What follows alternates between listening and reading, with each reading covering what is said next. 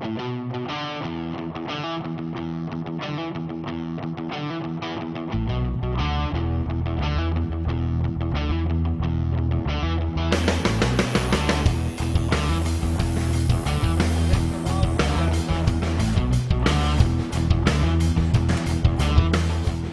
is this going to be like the black and white side shot? Oh, that's right. You know?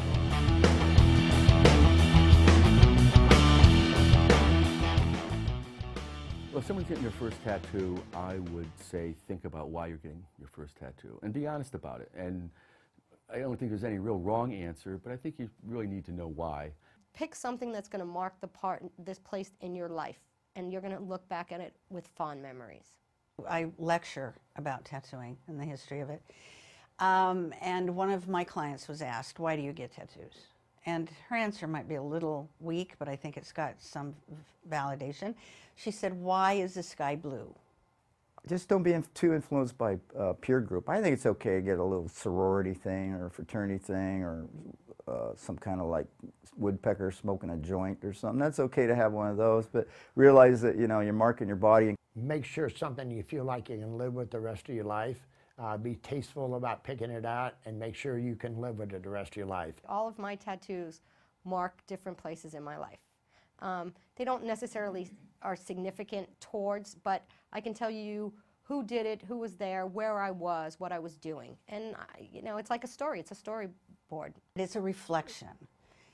My tattoos are a reflection. They're a reflection of who I am on the inside to be put onto the outside. Now, that might not apply to everybody, but I think the most successful tattoos actually are markers of your life, of your journey, and that you can look at them and remember precisely where you were, who you were with, what music was playing, how you were feeling. And those tattoos take you right back to that time. Be careful, man. Be patient, be careful, check it out, check out the artist portfolio, make sure that portfolio is actually theirs. They didn't, you know, steal things from somebody else and claim that they're theirs. I mean, you know, let the buyer beware. You have to, you know, you can't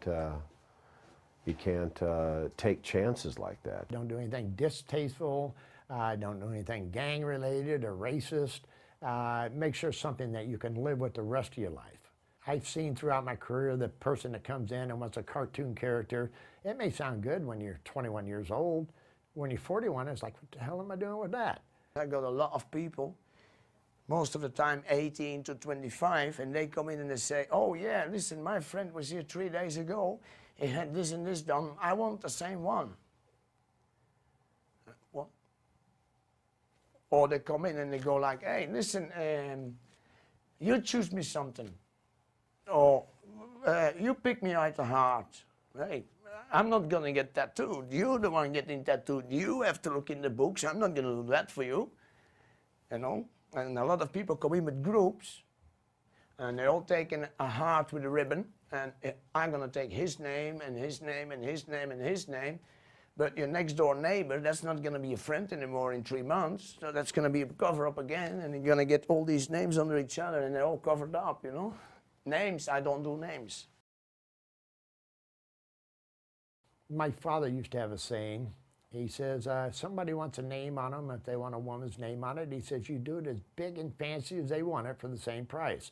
Because when they want to get it covered up, it's going to cost them more. Probably most cover-ups that are done in tattooing are from two reasons. Either poor tattooing, or they made a mistake and got a loved one's name and now it's somebody else's loved one. You know, the tattoo will always be your tattoo. Your wife may not always be your wife or girlfriend or whatever. And I see that every time somebody gets a name on them, I think, well, no, it's going to be until they want to get rid of it. Make sure you really want this. It's, you know, we have a lot of young kids that come in and want a lot of dumb stuff. And especially, I focus more on the females.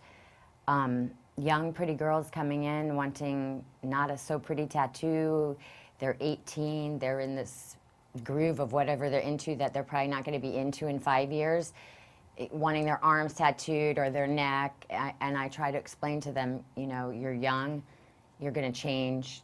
These can affect, you know, your life if you get a job, if you don't get a job.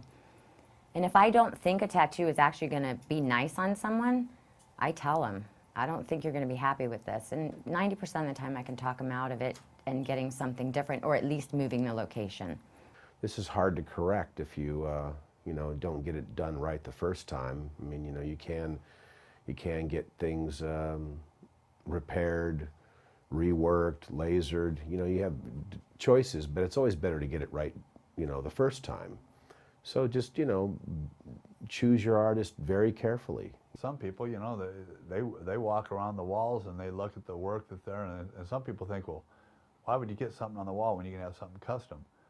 Those designs that are on the wall are drawn by the best artists in the business, and they've put a lot of time and love into making those designs, and it doesn't matter whether someone else has it or not. The chances of you running into that person somewhere in the world are slim to none.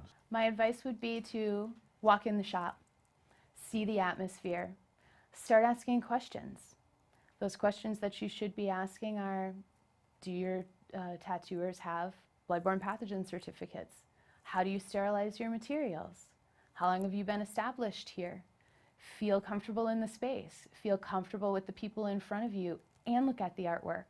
See it for what it is in the book, not subject matter, but quality. Look at the shots themselves, the quality of the photo, the quality of the lines, the quality of the fill, but also connect with someone. Their style may speak to you, and that's the kind of person you want to create a relationship with. A tattoo is a relationship. It is.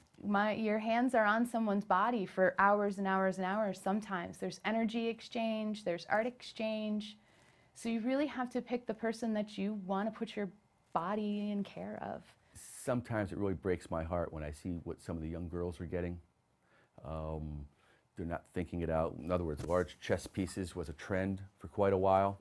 I've seen enough butterflies and skulls on girls' chests to last a lifetime. And there's to see some 18-year-old girl with this big dark blue thing covering up her whole chest for the rest of her life. And I'll ask them, do you ever think you're going to wear a dress someday? Do you think you're going to walk down an aisle someday? Or they'll have a big bleeding skull being stabbed by, you know, some vampire with Hitler laughing on the side. And I always say, you know, have you ever realized you're going to be in a nursing home someday and you're going to have that on you, you know? And they go, no. They're in the moment, and they just think they're going to be 18 for the rest of their lives. And tattoos are, again, marks a point in time, but on the other hand, it's a little bit sad sometimes. I wish people thought them out a little bit better.